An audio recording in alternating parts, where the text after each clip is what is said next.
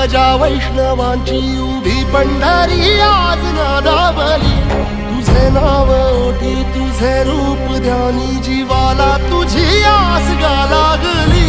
जरी बाप साऱ्या जगाचा परी तू आम्हाले कराची विठू माऊली।